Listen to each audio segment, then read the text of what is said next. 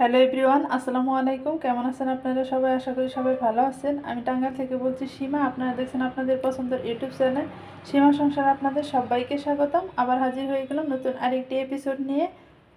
আজকে আমি করে দেখাবো পালং শাকের পাকোড়া। তো এখন শীতকালীন সবজি, সবার ঘরে পালং শাক থাকে। কিভাবে পাকোড়াটা বানাই সেটাই আপনাদের সাথে শেয়ার করব। এখানে আমি কিছু পালং শাক সুন্দর করে ধুয়ে একটু কেটে নিছি। পালং শাকটা আমি এত বড় বড় করে কেটে নিছি, আপনারা চাইলে একটু ছোট করেও কেটে নিতে পারেন, সমস্যা নাই। তো প্রথমে দিয়ে দেবো এখানে এখন হলুদের গুঁড়ি, সাথে দিয়ে দেব লবণ, লাগবে কিছু পেঁয়াজ কুচি। পাকোড়াতে বেশি যদি পেঁয়াজের পরিমাণটা দেন তাহলে দেখবেন যে আপনার পাকোড়াটা খুব বেশি ভালো লাগবে।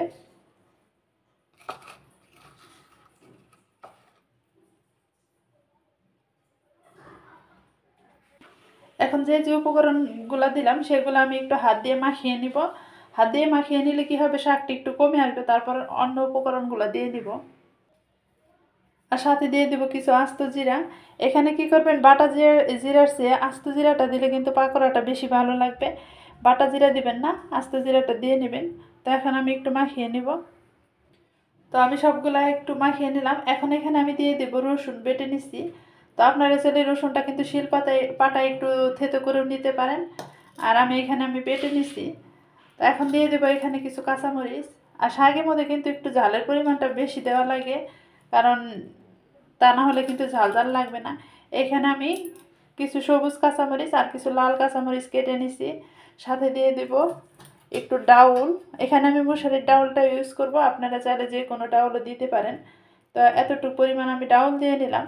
আর এখন আমি এখানে দিয়ে দেব কিছু চাউলের গুঁড়ি। চাউলটাও আমি শিলপাটায় বেটে নিছি। আপনারা কিন্তু চাউলটা অ্যাড করবেন শাকের উপর ডিপেন্ড করে। বেশি যদি চাউলের গুঁড়িটা দিতে যান তাহলে কিন্তু পাকোড়াটা বেশি ভালো লাগবে না। আর এরকম করে শিলপাটায় বেটে যদি আপনি পাকোড়াটা বানান তাহলে বেশি কিন্তু মুসমুসে হবে। এরকম শিলপাটায় বেটে নিলে কি হয়, একটু একটু দানা দানা থাকে, সেজন্য বেশিরভাগ মুসমুসে হয় পাকোড়াটা। তো আমি সবসময় প্রায় সময় এইভাবে বেটে নিই। এখন আবার এগুলা সব মিক্সড করে নিতে হবে। তো ফাইনালি দেখেন আমার মাখানো হয়ে গেছে। আর মাখানোটা আমার এরকম হয়েছে। আর একটু কিন্তু আঠালো আঠালো করে নিতে হবে। আর শাক কিন্তু বেশিরভাগ মাখিয়ে নেওয়া যাবে না, তাহলে কিন্তু আপনার শাকের গুণাগুণটাই নষ্ট হয়ে যাবে। বেশি মাখিয়ে নিতে যাবেন না। আর এখন এখানে আমি অ্যাড করে দেব কিছু ময়দা। আপনারা চাইলে ময়দাটা কম বেশি করে নিতে পারেন। আমি হালকা অল্প কিছু দিয়ে নিচ্ছি, এই চামচ দিয়ে 1 চামচ দিয়ে নিলাম। তো আমার এই 1 চামচে হয়ে যাবে। এই ময়দাটা দেওয়ার কারণ হলো এটা একটু মাখালো মাখালো হবে বা আঠালো আঠালো হবে। আপনার পাকোড়াটা দিতে ভালো হবে, বা চুলাতে যখনই করবেন দিতে সুবিধা পাবেন, বা পাকোড়াটা শাকটাও লেগে থাকবে সুন্দরভাবে। সেই জন্য আমি কিছু ময়দা দিয়ে নিলাম। তো আপনারা চাইলে কিন্তু ডাউলটা স্কিপ করতে পারেন বা বাদ দিতে পারেন। আমি এখানে ডাউল দিয়ে নিছি দেখে যে আপনাদের ডাউল দিতে হবে তা কিন্তু না।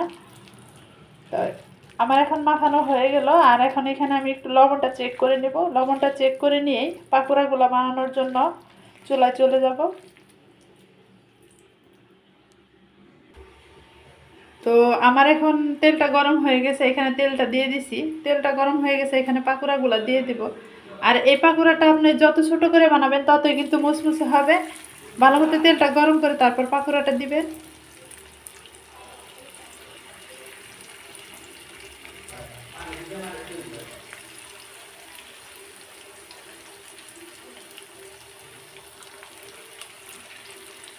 তো সবগুলো আমি এইভাবে দিয়ে নিব।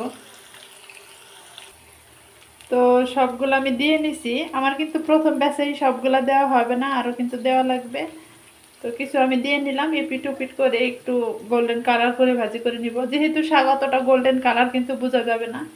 তো পাকোড়াগুলো আমার হলেই আমি আরেক পিট করে ভাজি করে নিব। এখন আবার দেখেন আমি উল্টিয়ে নিচ্ছি পাকোড়াগুলো। একটু সাবধানে উল্টিয়ে দিতে হবে, যেহেতু তেল বেশি। উল্টিয়ে দিতে গেলে কিন্তু আবার শরীরে তেলটা ছিটকে আসতে পারে, সেজন্য করে নেবেন, একটু সাবধানে উল্টিয়ে নেবেন। চাউলটা কিন্তু বেটে দেওয়ার চেষ্টা করবেন, তাহলে কিন্তু বেশিরভাগ মুসমুসে হবে।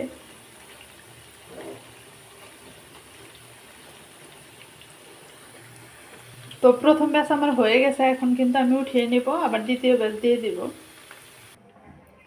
ফাইনালি আমার পাকোড়াগুলো বানানো শেষ। দেখতে কিন্তু অনেক সুন্দর হয়েছে, ক্যামেরা এরকম লাগতেছে কিসের জন্য বুঝতেছি না।